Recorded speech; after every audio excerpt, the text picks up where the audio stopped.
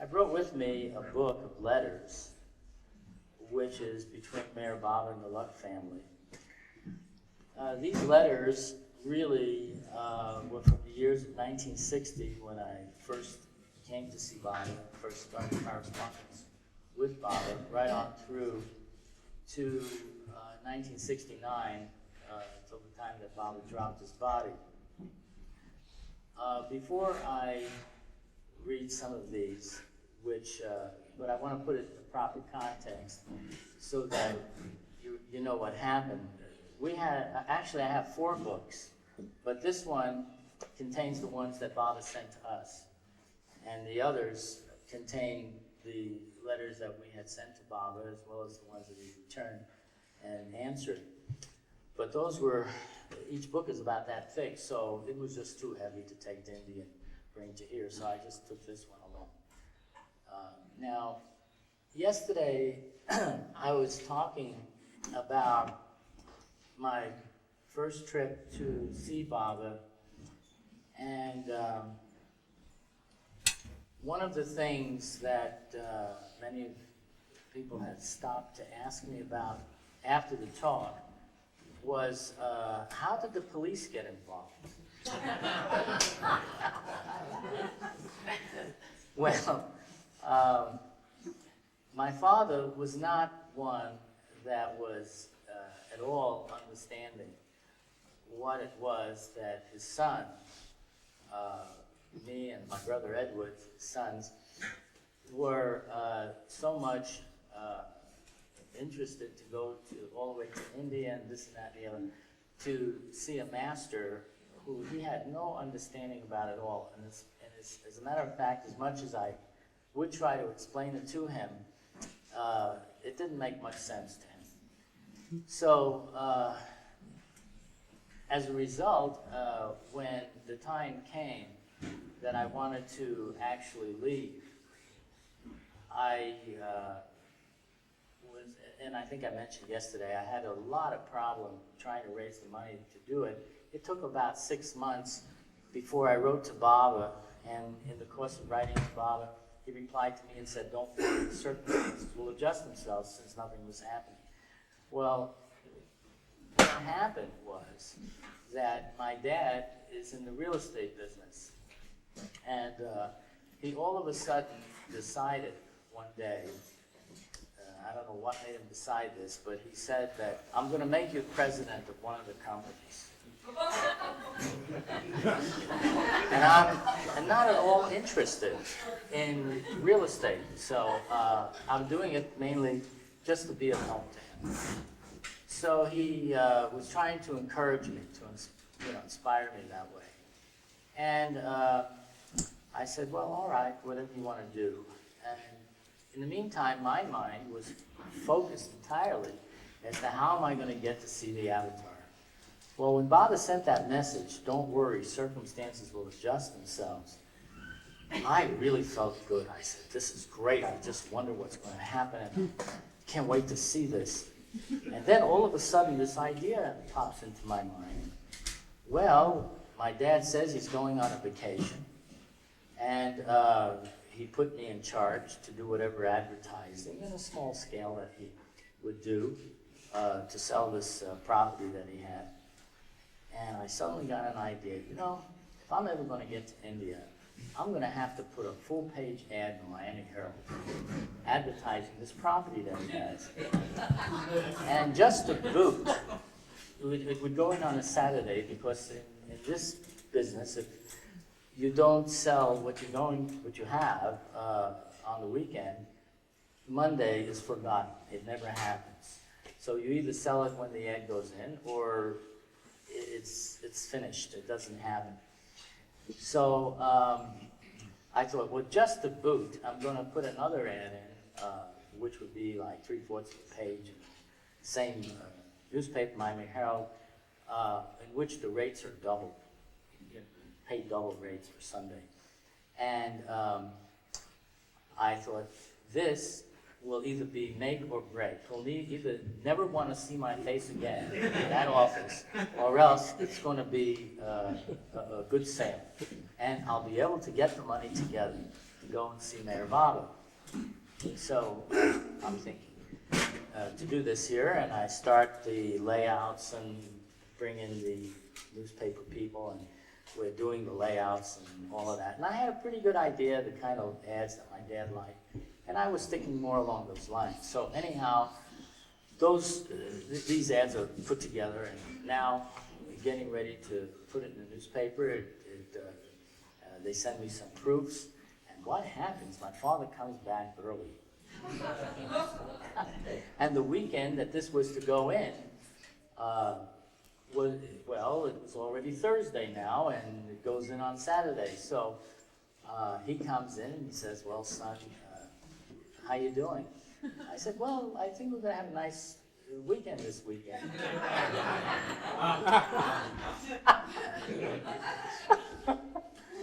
He says, "Oh, really? What's happening?" And I said, "I'm putting an ad in the paper." "Oh," he says, very good. I'm glad you're interested. Very good. Can I see it?" I said, "Sure, you can see it." Pull out this big proof like this here, an whole full page. He says, "You're putting this in?" He says, I said, "Yeah, we're going to sell a lot of land this week." And I'm thinking, this is my route to bottom. So he says, no, this is going to be much too much money. I said, "But wait, there's another ad going in on Sunday." He said, "Another ad?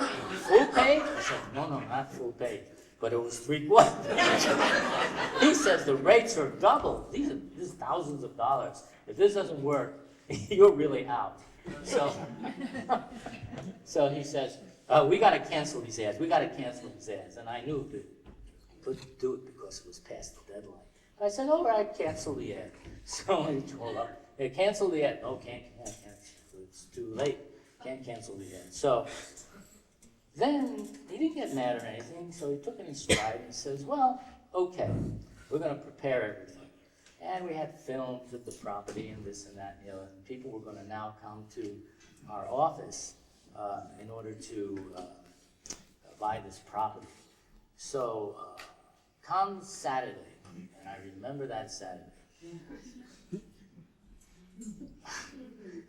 It was 8 o'clock, everybody was there, and there was a policeman at the door. My father was also, had a great sense of the theater. Policeman at the door, and all the different maps and different things, and all the salesmen were in there, all ready, waiting for people to come. And it's 8 o'clock, and that's when it starts. Nobody is there yet, of course, it's 8 o'clock, it's okay. 9 o'clock goes by, and nobody's there. Well, it's still early. And 10 o'clock comes by, and nobody comes, and that's, getting a little later. 11 o'clock goes by, and it's 12 o'clock, and there isn't anybody there. Nobody came. So I'm trying to contain myself, poised. My father is just, sort of taking it in some stride there. And 1 o'clock goes by, and 3 o'clock goes by, and nobody comes. It was unbelievable to have that type of advertising. Nobody comes. Well, my father says, he says, "Well, this is not doing so well." Just then, a lady comes in, and we were selling 10-acre tracts at the time. And she says, "I would like to get something, but all I have is $5. Well, even then, $5 wasn't very much. You're talking about advertising and about buying property.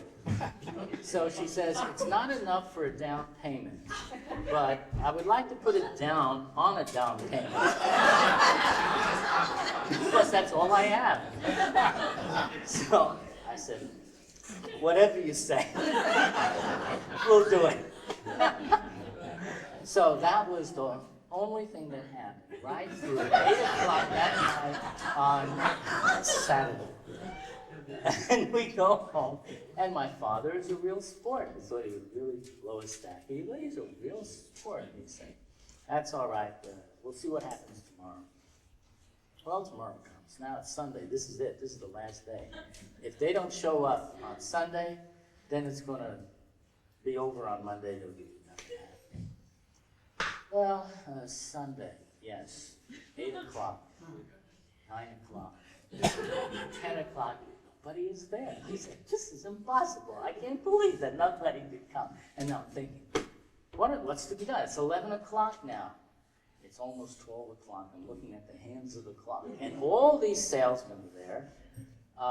The policeman is at the door.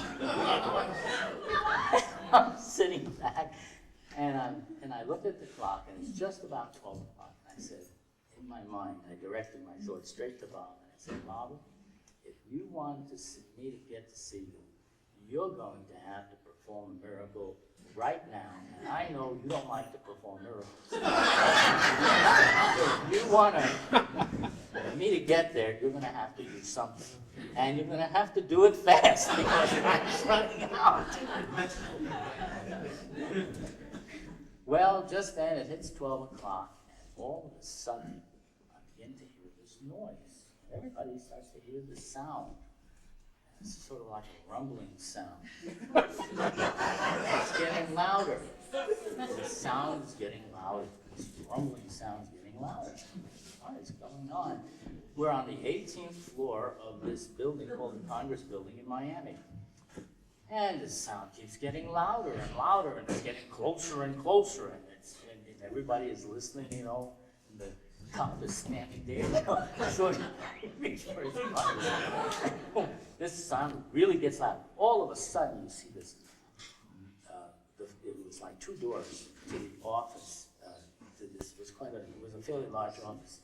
And these 2 doors, all of a sudden, swing wide open. And this mass of people, and in seconds, the place is absolutely filled with people.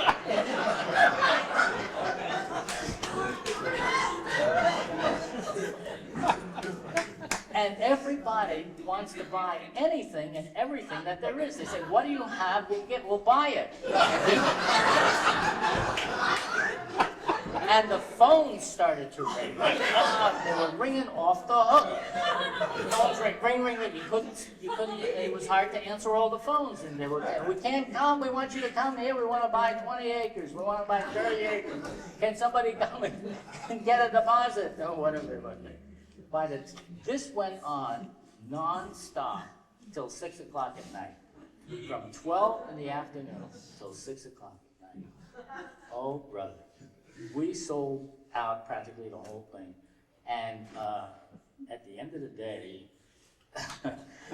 I said to my dad, I said, well, you know, it really didn't turn out so bad. He says, yes, it was a very good day. And he says, but I've run some pretty good ads too.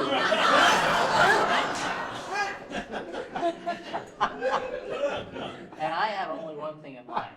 I want to get to see the Avatar. This is what the whole thing is about. So I just can't wait to say it.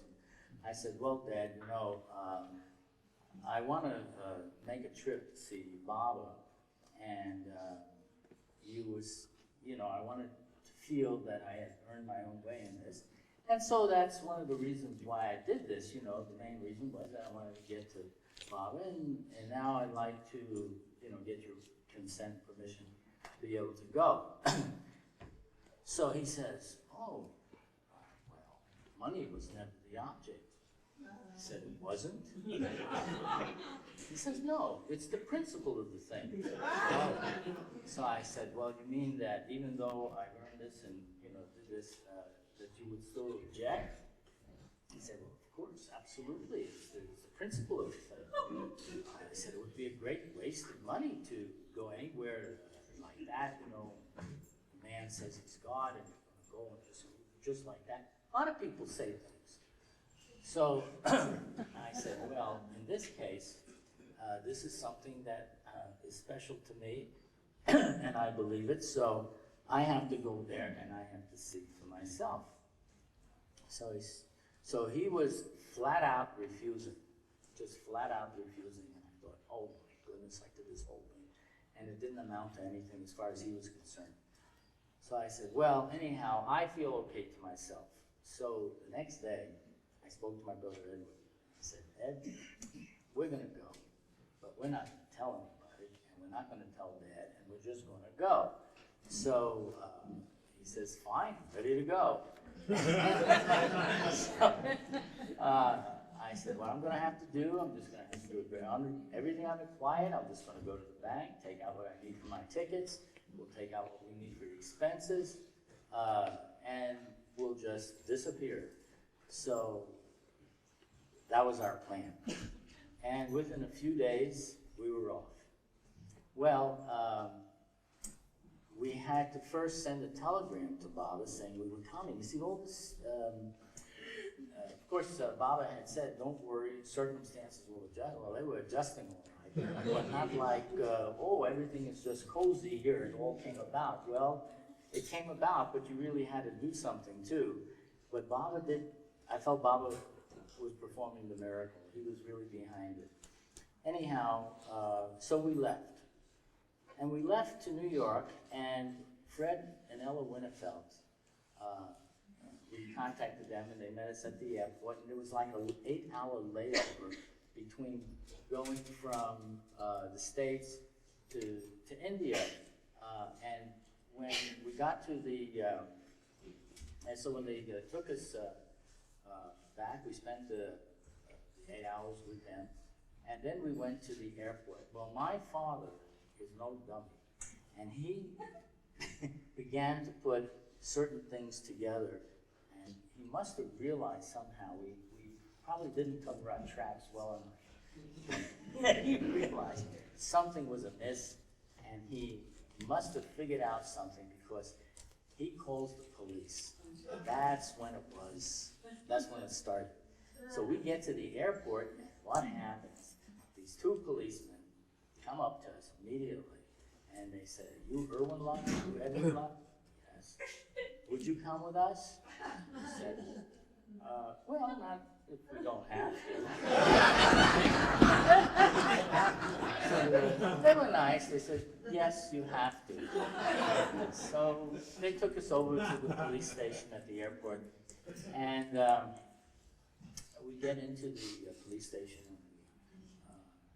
and I remember there was this sergeant, and they brought us into this room, and he sat down. He was a plainclothes sergeant, and the first thing he says to us, we got you. And I'm thinking, what did they get? And I'm not aware of what's going on. So he goes into a 15-minute tirade of how we were caught and how we tried to get away and how we were doing, I mean, you know, and the police were there, and we know what's happening, and we got you. So he says, now, what do you have to say for yourself? You may as well confess everything now. So I said, well, the first thing I'd like to know is, what did we do? So he says, you're being arrested for embezzlement of company funds and also for aiding and contributing to the delinquency of a minor, which must have been my brother. So I said, well, I guess our father is our father involved in this? He says, your father, and then he walks out the room, and he comes back in like nothing happened again. And in the meantime, when he went out, I'm thinking to Edward, I said, what are they talking about here? I can't understand where this is coming from. And I said, well, it must be Baba's will. So anyhow, this guy comes back, this sergeant comes back, and he says, you are going to go to jail for a long time, and we're going to throw the key away if you don't confess now and tell us everything that happened. I said, well, I'll tell you this. I am the president of a company. I decided to make a trip. This is my brother. He's going. He is 20 years old. He's going to be 21 soon. And if I wouldn't be going, he would be going himself. we're both brothers, we decided to go together. Since we're going to the same place.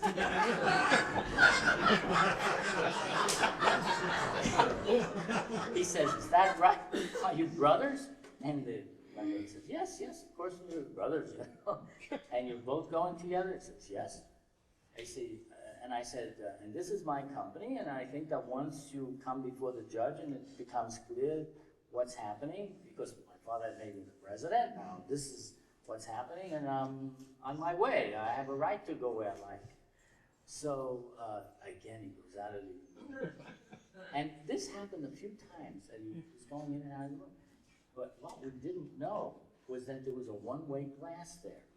And every time he went out of the room, later we realized this, the police would be on the other side listening to see if we were going to say something that I suppose would be incriminating. And then later I thought about it. What did we say? It must have been that, well, I guess Bob knows what he's doing. Who's this Bob?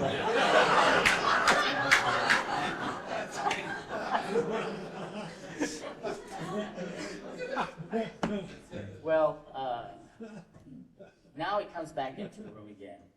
And this time he comes, I see the policeman, and who comes in with him? But there's my dad. He's walking in also with the police. And my father was very upset. And he starts to really go into quite a tirade. And he wouldn't even look at us or talk to us straight. Instead, he says, you tell them. Now, we're right there.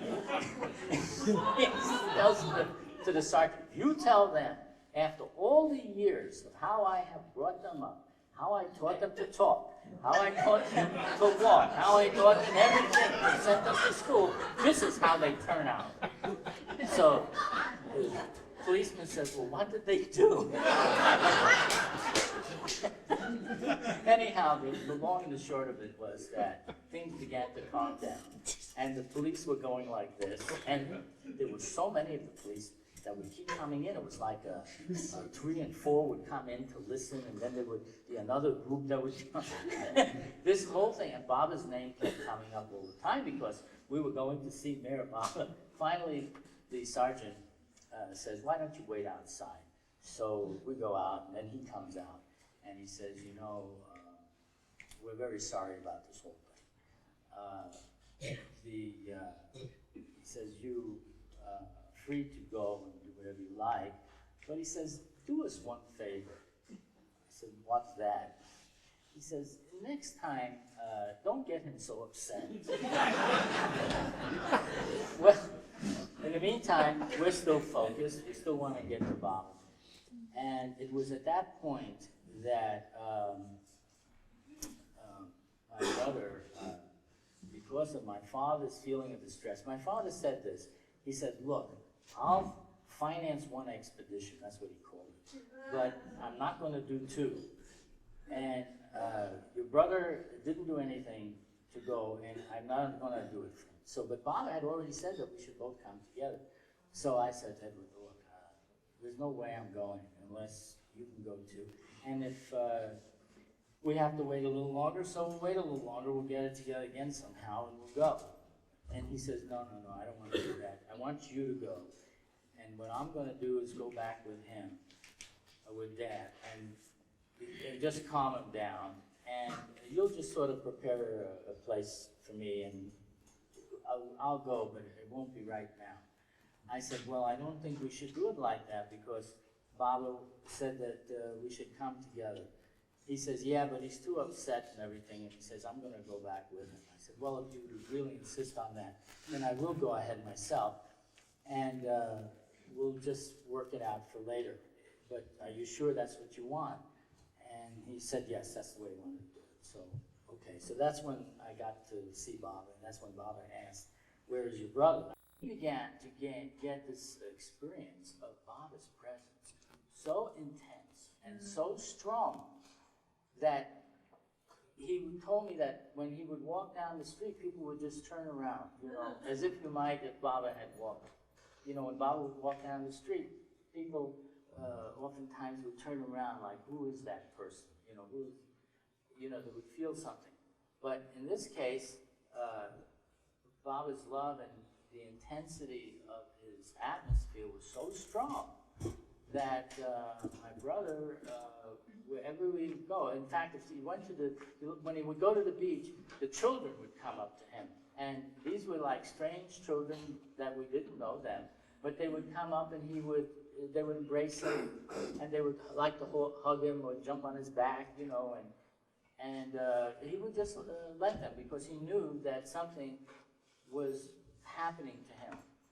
And then this cable came from me, and he read the cable and he realized that Baba was giving him the experience of being with him, and that was what was happening to him.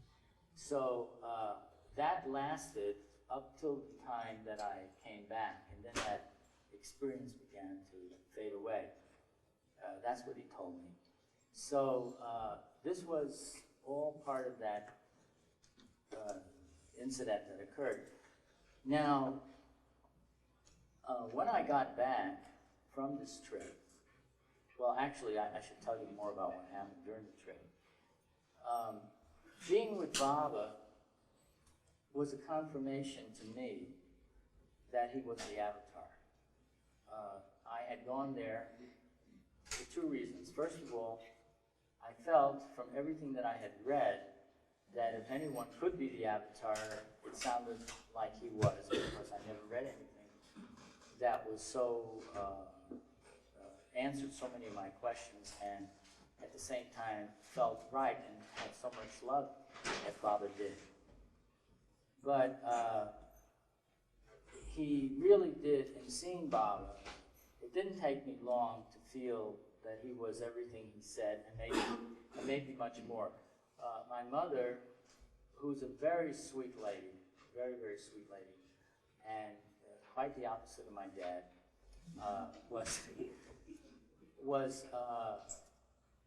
asked me one question before I left to see Baba in India, and because I did tell her, and she said, "Let me know whether you think he is who he says he is."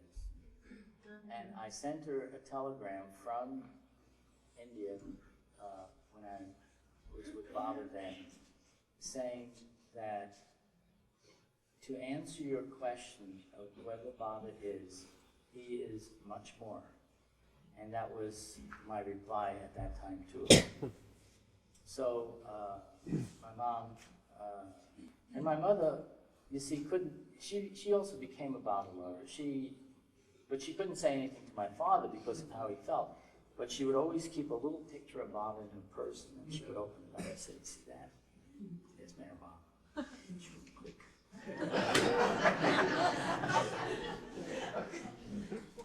As time went by, it was very difficult for her because she was always afraid of driving on the interstate or, these highways in the city. She didn't like that because she would be afraid of the road. And then one day I asked her, I said, "Well, Mom, you don't seem to be so afraid anymore." She says, "Well, I see Baba." I said, "What?" "Yeah," she says, "I see Baba all the time whenever I'm driving." So I said, "Well, I didn't know that. How long has that been going on?" She says, "Oh, it's been going on for some years." I said, "Really? It's been going on for years? You never mentioned it." She says, "No, I didn't." But I said, "Well, how do you see Baba? Do you see his face or how?" She said, "Oh, yes, I see his face, and I'm driving, his face is here, and he's looking at me, and he's smiling, and I feel fine, so I can drive." Well, and this can, and every so often over the years I would ask her, "Do you still see Baba?" She says, "Yes, whenever I drive." So I said, then one day she tells me something. She says, "Irwin, something happened today." I said, "Well, what's that?" She says, "I didn't see Baba. I was driving and I didn't see Baba." I said, "You didn't?" She says, "No, I don't understand why I didn't see Baba." I said, "Well, maybe Baba wants you to feel that this is something special that he's doing for you, and you shouldn't take it for granted. She says, yes, maybe that's it. Maybe I was taking it for granted. And then the next time she got in the car, she said, yes, now I see Bob again.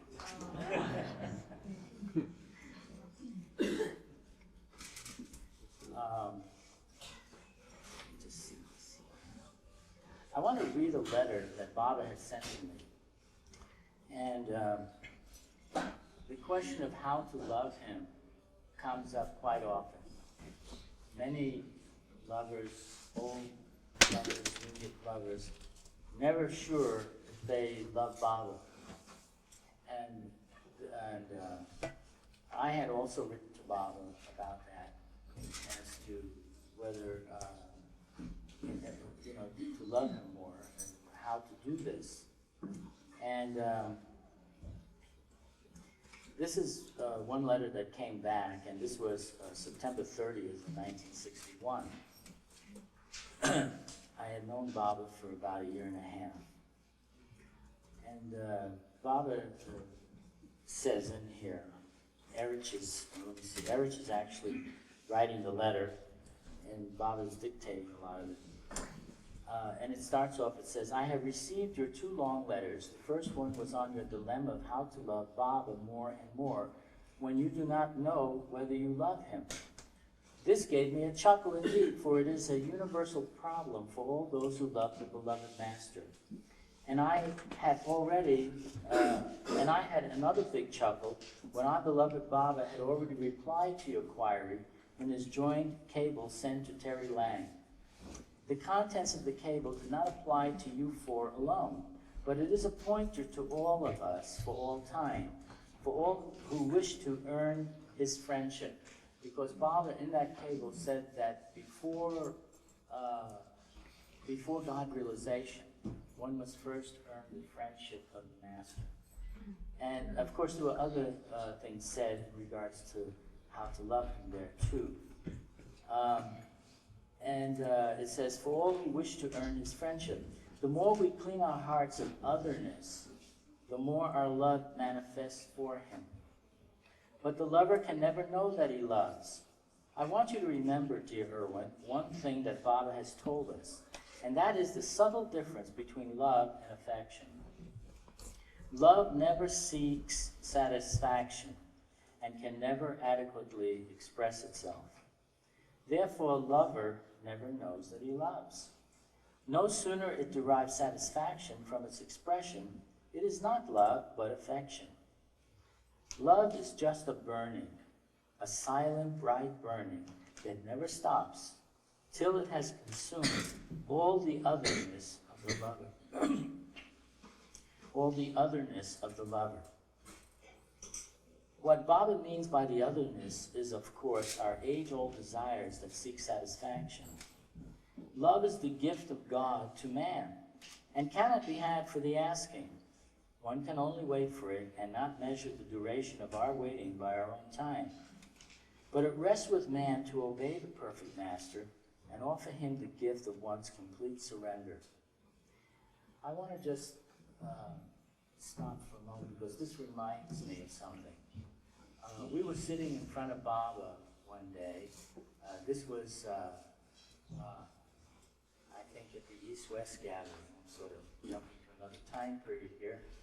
But at the time, Baba looked at me and my brother Edward. We were sitting on the, Baba was in his chair, we were on the carpet. There was about 200 people present in Guru Prasad Hall. And Baba just looked and he said to me, love is surrender. And then he repeated it again, love is surrender. And then a third time, love is surrender. And then went on with everything else that was happening. So here now, Erich is reading Baba's gestures and saying, but it rests with man to obey the perfect Master and offer him the gift of one's complete surrender. Your second letter was received and read to Baba along with your friend Callan's letter sent by Adi to Marazad. This was done without disturbing Baba in his seclusion. Baba was touched with the content of your letter, particularly your determination to keep on good terms with your father as Baba wished, even when you were sorely tried in your heart. Oh boy, I remember this. His actions. Even when you were sorely tried by his actions of throwing away the things so precious to your heart. Well, what had happened when I came back from India the first time, during that first visit, Baba gave me a scarf. He gave me a scarf and he gave Edward a scarf. These were two gifts that he gave to us, and he said that we should treasure them. Well, we did, and you know, I would keep it, and it was, you know, kept as Baba's gift to us. And one day, and we also had quite a few letters that had come in that year of 1960, up till the time that we were with Baba. And what happens is my father comes into my room one day, and he is so upset, you know, with this whole Baba thing. And he decides, when I'm not there, when Edward wasn't there, somehow he found my scarf, and he throws it into the bay, which was behind the house, along with all the letters that Baba had sent, you see, at that time. So it went all into the bay. The next scene is me and Edward diving into the bay, trying to find, you know, whatever there was, and it was too murky, you couldn't see anything. So I thought that, well, I better tell Bob about this, which was, what now, 15 minutes? Okay. So I thought, well, I better write to Bob and tell him, you know, what happened, because I mean, I didn't feel horrible or terrible or anything. I just felt it was beyond my control, and there was nothing I could do about it, but I better tell the Avatar. So now Bob is replying to this, you see. This is his reply. Baba was touched by the content of your letter, particularly your determination to keep on good terms with your father as Baba wished. Because I didn't really get upset with my father about it. I figured, well, if I was him, maybe I'd feel the same way, I would have done the same thing. But I'm not him. So, to keep on, even when you were so sorely tried by his action of throwing away the things so precious to your heart, we can imagine how it must have wrenched you to have lost that scarf given to you personally by Baba. But dear Irwin, Baba wants me to tell you that in your having lost the scarf, you have won a greater warmth and closeness in Baba's love, because you have pleased Baba and not hurting your father's feelings when you yourself were so sorely hurt. The scarf can be replaced someday again with an added blessing from Baba. The old scarf has served its purpose in helping you test your own obedience to Baba's wish.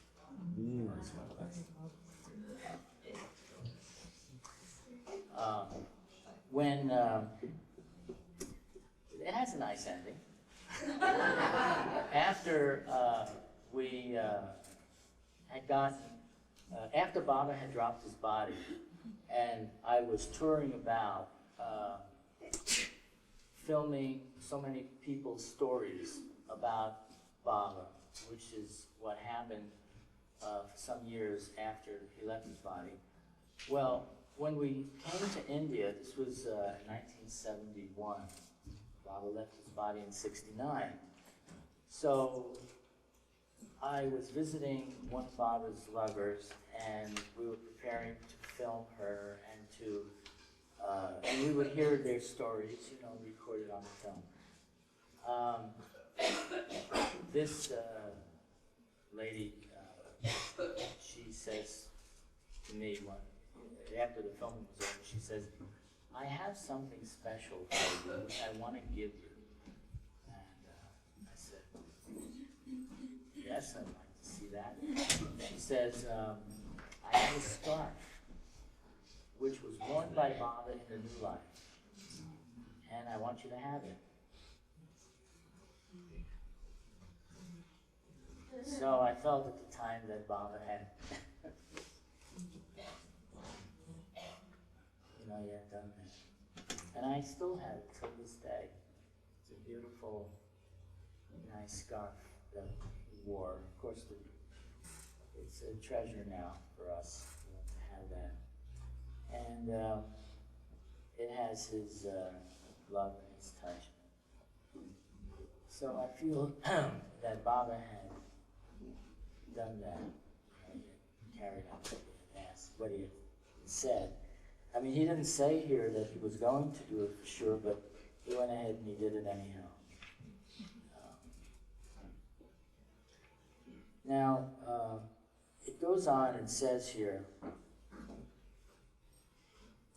whether you are able to love Baba and love him more and more or not more, whether you are 100% able to obey his instructions, or whether you can only struggle to do it, what Baba wants you to remember is that he loves you very dearly and that he is pleased with you, and he wants you to make him your constant companion. Remember him as constantly as possible without worrying your head over it, and then leave the rest to him.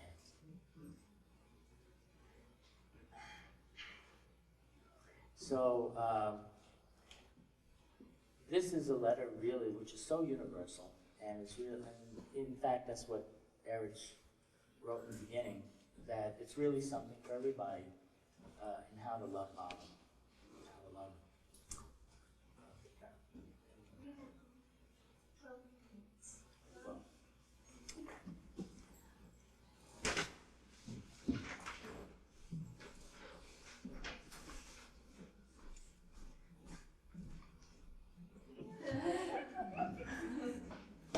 You know, I had written a song. It was actually a poem that was sent to Baba many years ago. And in this poem, it was called The Wondrous One. And my poems to Baba, actually my letters to Baba, I'm sorry I don't have my copies of some of the letters, I might read one of them. And it was difficult to write to Baba, just to say, I mean, you're not writing just to another person, how are you? Are you feeling all right? You're not going to write letters like that. It was all an expression of love, and the longing of the lover to gain union with the beloved, to experience the divine being, the divine aspect of yourself and the beloved as one, where the otherness, all the sense of separation that would exist between yourself and the one you love disappears. This otherness makes us one with God, makes us become God when the otherness is gone. There is no otherness, there's only one. You as the divine beloved in the end.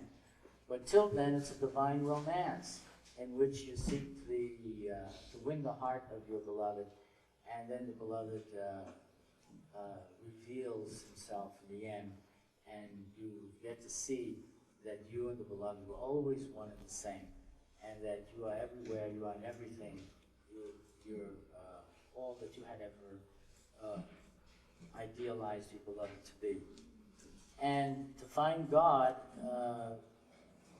so anyhow, this poem, these poems or these letters that I would write to Baba were always along these lines.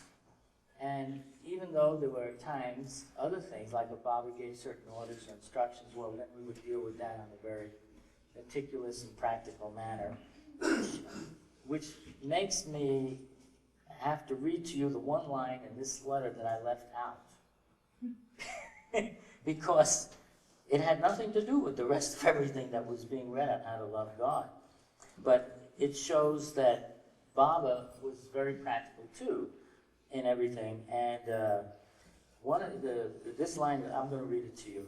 It's I had to do it in order that Baba had given to me, that I should take a bath every day. I was normally not inclined to do so. So Thanks,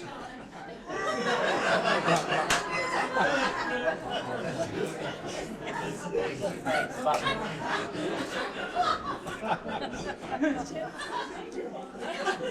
So, Baba, in this line, he says, health permitting, Baba wants you to take a bath every day and not worry if you should ever miss taking one due to circumstances. So he was practical about that part. There was a lot of other little detailed type of orders that Baba had given to me, and over the period of time, I found that when I even, all right, here's a bath. Well, normally, well, bath is to be clean. But I always felt that when Baba said to do something, you weren't doing it anymore because you wanted to do it. It was being done because he wished it. And it really comes back to that we should do things because it is God's will more than our own. We forget ourselves, our egos become less, we're not so involved. And this poem, which was written to Baba, which I just mentioning this now, is called The Wondrous One. Later, Baba had, when this film came out, in fact you heard it yesterday, those of you who saw the first reel of the film of MeherBaba, Avatar, the Human Side of God, there's that section in there with the must. So I had put music to it for the sake of the movie, and then adapted that song so it could be used as the theme for that portion of the film that dealt with the must. There was actually 7 different themes in that film, and written by various people, but that one I wrote the music to. Now, the words of the song are very important, and it's so, in my mind, meaningful, pertaining to who these musts are and their relationship and their love for the master, for the beloved. And I asked Janet if she would sing that song, and and first she said yes.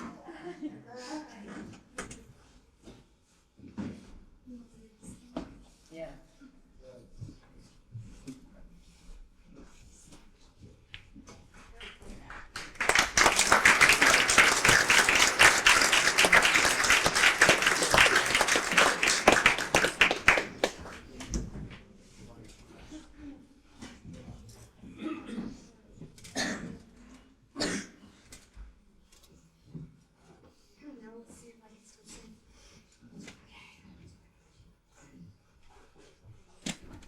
Hello, testing. All right, this is the song he was going on about. It's the letter that he wrote to Baba. If I were to go to the deepest, darkest place, or rise to the splendors of paradise, if I had powers to make dreams come true, it would all be empty without you. It is told you are old, ancient before time, yet it's true that none is any younger than you. Birthless and deathless to the endless end, hidden behind your veil of mystery. Oh, wondrous one, you are everywhere,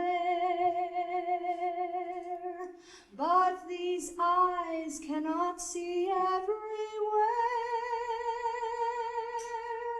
I don't want worldly or heavenly things. Reveal yourself, your own infinite being.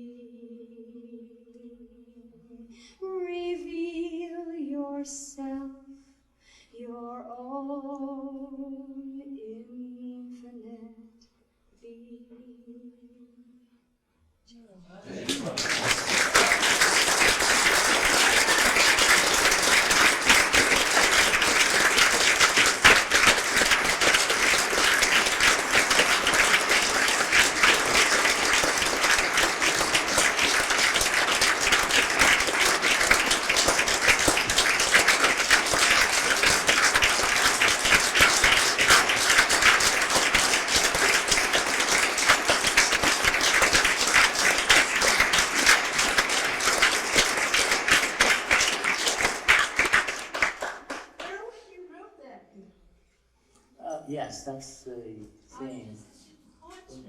Since I saw it, from the beginning, I actually didn't know. I knew it was Janet's voice. This it could have been anything but The actually the name of the Wondrous One was a name that one of Baba's really great lovers, who was the original publisher of the Awakener magazine,